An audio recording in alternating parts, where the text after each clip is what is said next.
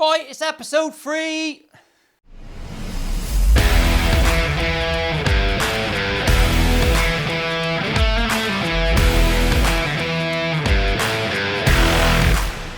Battery exhausted, she says. I'm fucking exhausted. Looked like I was in pain then, didn't I? Welcome back, everyone. It's episode 3. And do you know what we're going to do in this episode? A little bit more. That's all I'm going to reveal, because quite often I'll film a little intro and I'll say what we're going to do and I don't do any of it. So bollocks, we're not going to do that. We're doing a little bit more. One step at a time, darling. That's all I'm going to say. I've taken all my bits and bobs back out. We've got to do a control cavity. It's unusual that I haven't done it beforehand, but I haven't done it beforehand. So we've got to get this control cavity in the guitar. Some mistakes you can make doing that, how my templates work, what you get if you buy them and all that sort of shit. When it comes to the carving, I've bought so many router bits and bearings to try and get this system right, because Maximum Guitar Works, I think that's the name in the States, their system is fuck off expensive. And plus shipping and all that sort of stuff. So I wanted to be able to come up with something that works here. Not necessarily something to sell, but something I can say, here's a list of what I used, and it will work with these templates. Go forth and purchaseify. But I'm working with someone else now, Dan at Radiant Tools. We're trying to figure it out, because he's he just knows more than I do about tools. So watch this Jeff in space. So we don't need that one for a minute. You've got to bear in mind when you're doing your control cavities that you can fuck it up. So we've already weight relieved in here, if you remember, I think. It's been a while. So our control cavity's going at the bottom there, because it's not a lefty. I've drawn it on a little bit. Dave, you are not looking. Obedience. Obedience! I've drawn it on there. Here's the template. We're going to line that one up. I've put the centre line on the back again. This one's going to go in here. We're going to router it all out very, very tight to the underside of that cap, probably to within about 4 mil-ish. Sometimes I'll leave it a bit thicker because I use a long shaft pot. Who doesn't like a long shaft? I love a long shaft. Golden Thread, which was my porn name back in the days. If I've got to go a bit thinner for the switch, I'll route just a little section for that. But we'll have a little look at that as we go. Well, perhaps we'll do that at the end. Perhaps. No promises. So we're going to drill that one out. Then I'm going to router it out. And then you'll also get, with a template set, a separate cover. And we'll use that to create a cover out of a bit of the mahogany that I cut from this body when I thinnified it. Thinnified it is not a word. There's no need to correct my grammar in the comment section ever, for that matter. But fuck it, you can if you want. If you've got balls big enough, I'm sticking this on with magnets as well, because I've got loads. Because if you remember, I found them under my glue sprayer. Twat. So let's montage this out, get it drilled out, and we'll come back and we'll look at the next bit. Is that exciting you? That's why you're hearing it. You want to watch things. Oh, you didn't include this in your video. Fuck off, Trevor. I should say that there isn't a real Trevor, and no Trevors were harmed in the making of this content.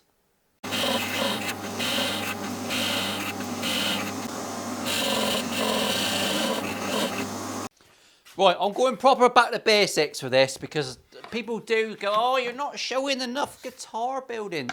They don't do it in that voice, but when I read the whiny comments, that's the voice I imagine it's going to be. So we've got centre stripes on here. I'm going to line this up. Obviously, I can't screw anything down now, but I'm going to show you some sticking down, what bearings I use, what bits, what routing, how do we do it? All right, let's just have a little look at it all in the minutiae of detail. Just for today, I'll allow it. So I'm just going to go with one hunking great bit of tape down the middle. Burnish your tape, and when you do it, say that in an Irish accent, otherwise it won't work. You have to burnish tape in an Irish accent, otherwise it just will not stick as well. Burnish your tape like that, just like that. You can rub it seductively like it's a nipple. That's fine. I've come to regard the comment section in different ways over the last couple of years. Your appreciation evolves. And I like it because I can appreciate the level of thick out there. Not necessarily you, all right? And I'm not talking about you, Trevor, all right? Have a day off. But some people out there are Oh, I can't actually see what I'm doing. See, that was stupid. That was stupid. Marvellous. See, that's down there. Lovely jubbly. Yeah, I've come to appreciate just how thick some people are. And it's great. It's a good thing because it allows the rest of you to flourish in the world and leave them in your wake.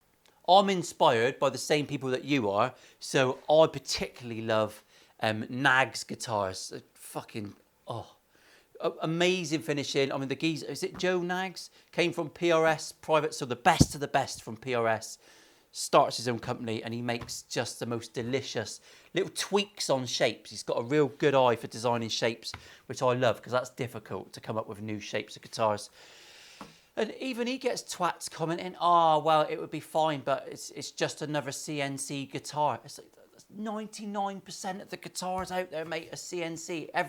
99, putting more than that in the shops you walk into is all fucking, what are you expecting, you fucking wanker? But people are absolutely stupid. Barlow guitars. Honestly, I've cancelled my subscription to Pornhub because I can get myself over the line looking at that fucker sound a fucking bevel. Oh, it's just lovely. The craftsmanship does not get better. So the thought of, right, oh, well, it would be even better. I can't believe you'd go to all this effort and not designing a straight string pull. Oh, fucking hell, Brian. I'm surprised the cunt can find his way out of his own house with the bollocks dangling over his eyes. People are fucking stupid. So I don't mind the odd dodgy comment because those geezers, the monsters, are getting them as well. Wonders never cease. Anyway, I'll see you over the routing table. Oh, I've just had a rant. Oh, I love a rant. It's fucking sexy, isn't it? It is sexy. Right, so interesting development with Radian Tools. If you don't know Radian Tools, radiantools.com. Can you see that? If I put it next to my face, it might focus. Look at that. Look, that's horny, isn't it? So I just stand here for a while just to give you a chance to finish off. Now, Radiant Tools, let me get another router bit. I've been generally using Trend Craft bits. They are 2-fluted, perfectly serviceable, good bearing bits. Available screw fix Trend and all that, relatively well priced. Radiant Tools, little bit more expensive, but triple fluters. And I heard from a couple other Luthiers that it makes all the difference with your finish. So I said, allow me to be the fucking judge of that myself. So I spoke to Dan at Radiant Tools because I do use some of his gear anyway. He sent me some to try out. I'm not getting paid to advertise this, but he did send me some free bits. And we're going to give him a try. An honest try. Let's give it a review and see what we think. Is it better than that? Is it worth spending a little bit extra? He sells everything you need to do a guitar on that site. So, yeah. And rather nice fellow. I've never met Mr. Trend, and I'd rather deal with a smaller business. So we'll have a little look and see what the results are. Up until now, I've always used Rutland's big bits for profiling. These are fuck off expensive. I think 160 quid for 3 of these bits when they are on sale. If they're not, they're 80 quid a time. There's more flutes on here than the average fucking band practice from Radiant Tools. So this is not a cheap bit. I forget how much it is. I'll put the price here. I'll be using it on the next build. It looks rather spiffing and a little bit sexy, I've got to admit. But I've been told by other people, not Radiant Tools, that these are remarkable. So we'll be giving that a whirly gig. Less tear out, less chance of taking fingers off. I've got a 9.5mm triple fluter in there. 9.5 is good because it gets into all the crevasses that you need to be getting into. It's going into my Bosch trim router. If I was going to get trim router again, I wouldn't go Bosch because I don't like the plungy bit.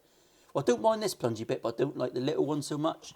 So I would probably go Makita. I find that their rack is better. But we're using this one. I've got a little anti-slip mat, which will kind of work well enough on here. You can use a bigger base for your router. I always advocate getting yourself a bit of 10mm acrylic. That's normally big enough. That's 300 by 250, I think. And that enables you to really bridge big gaps without worrying about fucking around. You're getting all the knowledge today. I'm putting a little bit extra detail in because fuck it, why not? We've got to fill up a video, haven't we? So I'm going to PPE the shit out myself.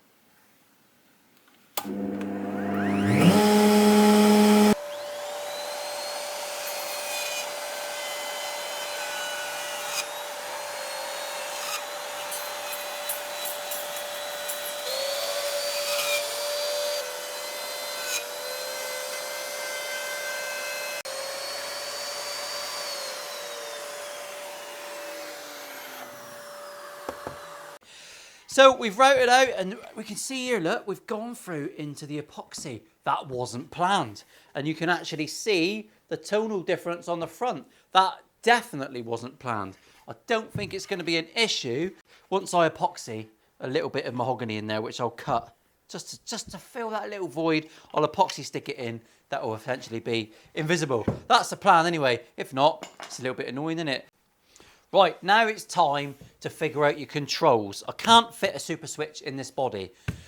When you've got a really thick wooden top cap, it's not always fucking possible. So I'm currently favouring, well, I'll just put B pots in. If you're wondering what A and B is a linear pot, which means when you turn it down a bit, it turns down a bit. Logarithmic stuff, nothing, no volume, don't get it. So I'll just go with B. Whatever you turn, you get. What you see is what you get. So that's my type of pot. We're going three-way Gibson toggle switch, which works very nicely with this sort of top. I've got a 22 micro penis capacitor.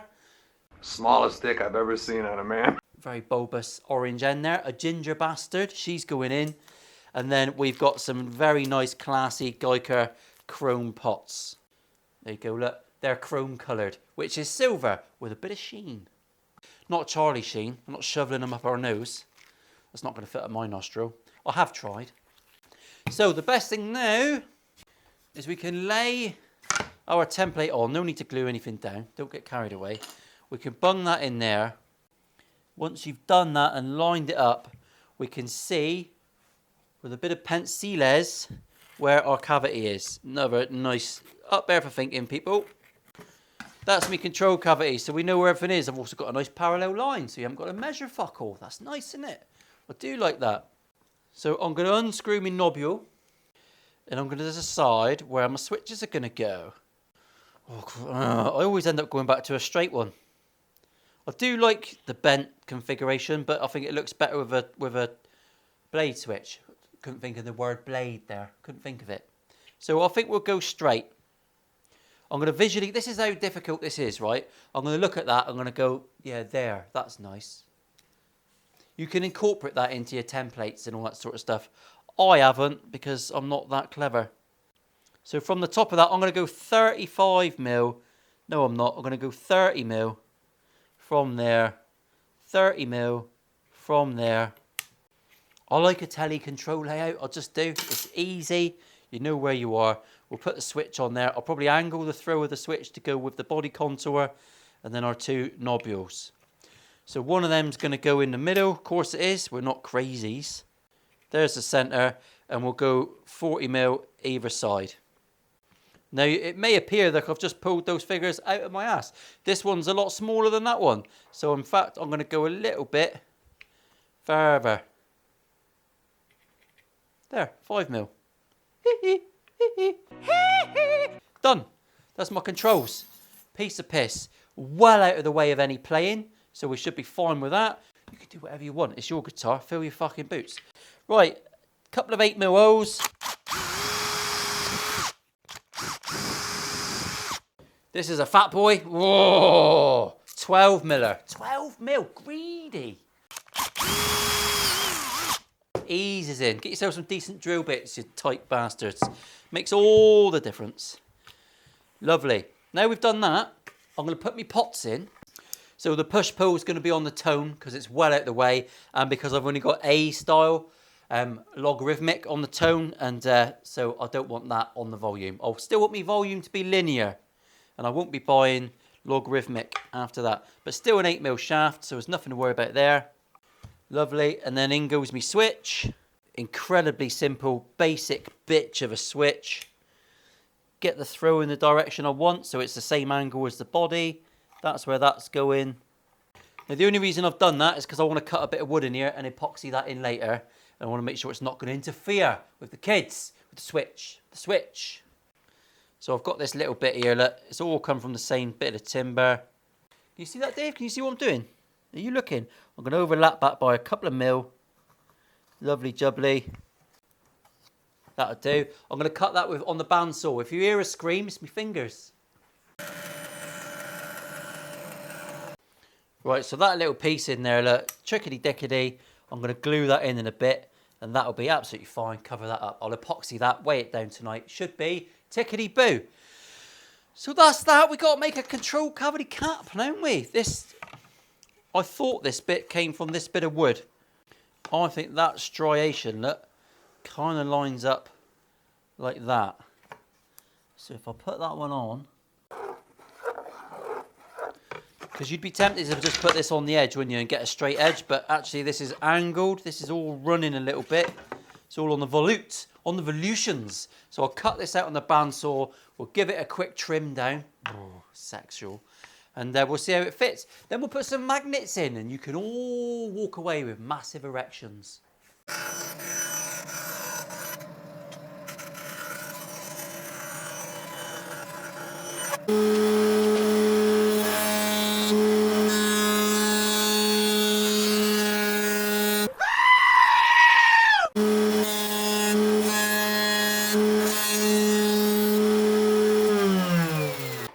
Here we go, last bit. So in she goes, in she fettles, she falls in, lovely jubbly. I'm going to stick some magnets on there, but before I do that, if you're putting magnets on, make sure it's not a super tight fit. I am going to notch out a little bit at the end here, which I'll hand file in as usual, just to give you some pickability on there. But don't have it too tight in the hole because you won't be able to get it out, and that's shit, innit? Right. Output jack, we've got to watt this one in. I get these exclusively from Stu Mac. The reason is because they come with pure tone jacks. They don't come with them. They sell pure tone jacks. The threads work. If you try and use one of these and you try and get a nut on the end, it's bollocks. They should just screw right in to the plate. Yeah, that should just go on there. Nice and easy, nice and shallow. That is tickety-boo. Perfect, all right? So I want to drill this through. 22 mil. Oh, wouldn't you know? I've got a 22 mil drill bit. That's crazy, isn't it? I'm going to go through at an angle around about down here. That's how technical that is. Because you want your wire to come in the same direction as the bullshit that you get on the internet. So about there. Lovely. Centre ruler. Oh, I did get asked the other day. This is actually, it's Radiant Tools episode, this isn't it? Radiant Tools centre ruler. I can see this under LED lighting in any direction. If you make a ruler, I suggest you make it like this, everyone, because it's fucking brilliant. Even blind old bastards can see it. Right, I've got a 42 mil body, so I'm not going to go in the centre though. Yes, I am. He's only a teeny tiny jack. There's the centre, right there. I'm going to put this in the vise. I was talking to another guitar builder the other day about just pushing his YouTube channel, and because he makes phenomenal instruments, but he doesn't like filming and editing. And I said, you just got to push through it, my lover. And he hates the fact that filming things slows down the process. And fuck me, don't it slow down the process?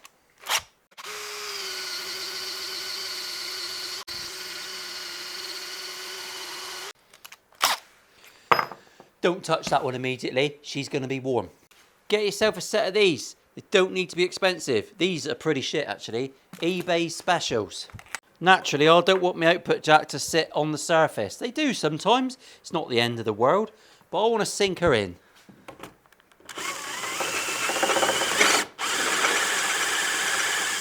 Lovely. That is pucker handsome. Once we've been in with our sanding, that's all going to sit in there lovely. Finish it all off. Handsome. Happy with that. Your screws are naturally going to go that way in line with the body. Get all that finished in. Pucker. You can even go deeper if you want. And who wouldn't want to go deeper? I mean, what a treat. Right, let's finish up with some magnets. I used to hate magnets. I slagged off magnets. But I don't mind them anymore. Because I've bought loads. And if any of you wondered, you missed the last episode, I lost my magnets for weeks. I had loads. And I found them underneath my activator because I'm a dick. Yup! Right, I'm right into my cavity there with my output jack, lovely jubbly. Everything's going to get shielded. You don't need to shield it for humbuckers, but we are split coiling for single coils. I don't know if that still needs shielding, but some people say it does. Some people say it doesn't. And I love an argument about electricery conducted by other people. I'm not interested in joining said argument. Right, that's going to go there. So what I'm going to do now is a bit crafty. You want your magnets to line up, obviously. So what I'm going to do is I'm going to get my two templates. There's another reason I supply two separate templates. That's easy, isn't it? Piece of piss. And then we can lay that one on there. Make sure you lay it the correct way. You don't want to dick around. Alright, that's that one marked out. Do the same with this little love egg. And I'm always marking with a 2mm drill bit, because when you go in with bigger drill bits, the point will follow the 2mm. There you go, that's a nice little... It's a serious episode today, isn't it? It is a serious... On a funny note, has anyone ever tried love eggs? Anally. Comment below if you dare. That'll be hilarious. I've never even seen a love egg. Is it real? Look, lost them again then. They're fucking sneaky twats, these magnets. Sneaky twats. And they're 5mm. Now, I've seen wonderful people on the internet grind the point off a shit 5mm and use that for the top. I like a thick control. If I'm making it out of wood, I'll make it quite thick. So we've got a bit of scope there. But I'll basically use a standard drill bit in that one. And I'll show you, because the top magnets I use are absolutely teeny tiny. They are really small. Hardly touching it, hardly touching it. Skinny little magnet will tap in there. Piece of piss now. We can go a bit balls deeper with these. You could put a bit of tape on for your depth. Should we do that? Let's be professional.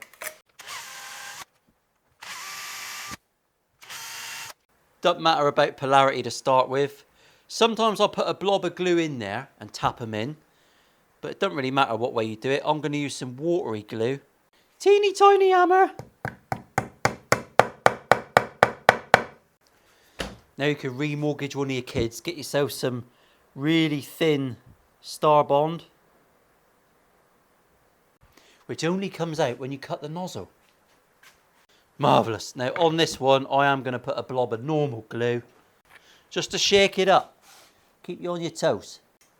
The only difference is you've got to check you've got your polarity correct. So I'm going to put that magnet on. That one is going there. So I know that is the correct way up.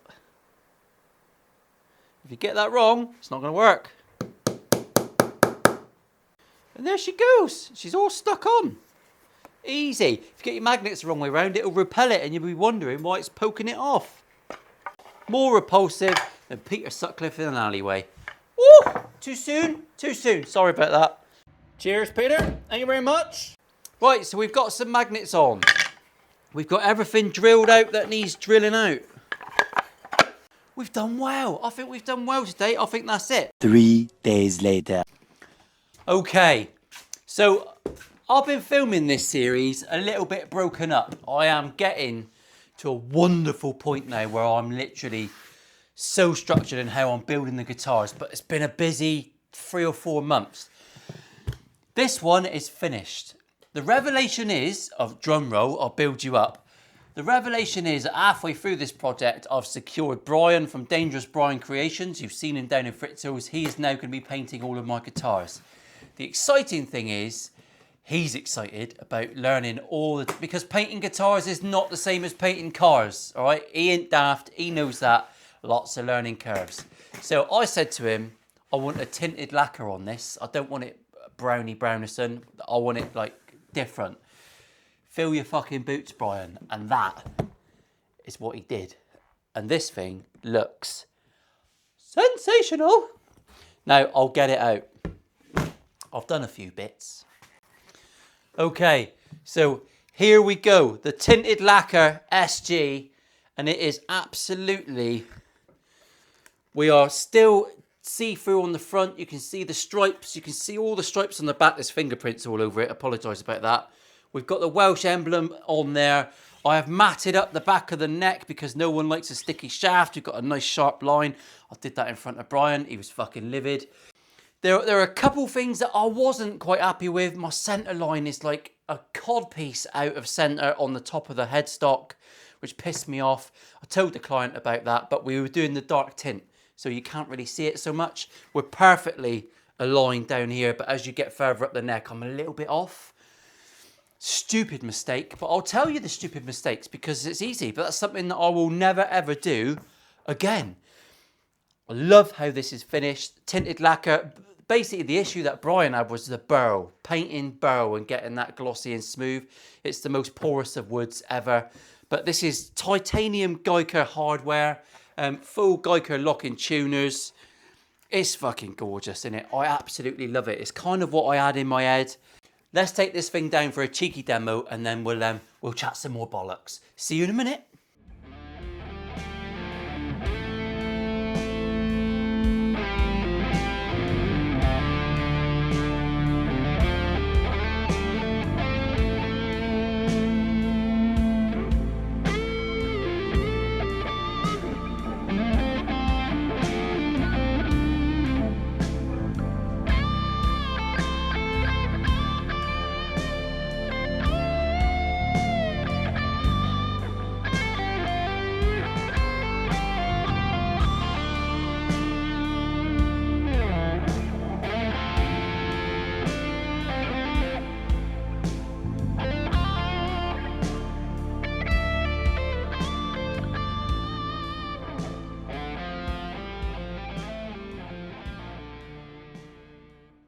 Video series over. We're moving on. It's time for the next one. And you're going to be very excited about that. I think it's a charity build. It is a charity build. It's for the Yergs Cup coming up next. So get involved with that. I want to thank everyone for your support, everyone that's tuning in. The channel is continuing to grow, which blows my tits off. And some of you have noticed that my tits have reduced a little bit actually this year. Got a bit fucking fat last year, didn't I? Doing 65 hours a week editing this crap. I'm having a whale of a time. I'm making lots of friends in the industry and I'm making friends with lots of you and I appreciate it all the time. Constantly blows me away. So thank you very much. If you're not subscribed, make sure you're subscribed and make sure if you're going to buy something, follow people's affiliate links, not necessarily mine, someone that you like more. Because let's face it, my face don't fit everywhere and I'm fine with that. You cannot be the best, all right? But you can try and be better every time you do something. And that's all I do here. So have a go, all right? Make some sawdust, make some fuck ups, and the next time you'll make less. That's pretty much all I can promise. Not every time, actually. You might fuck up monumentally. You might be thick as shit.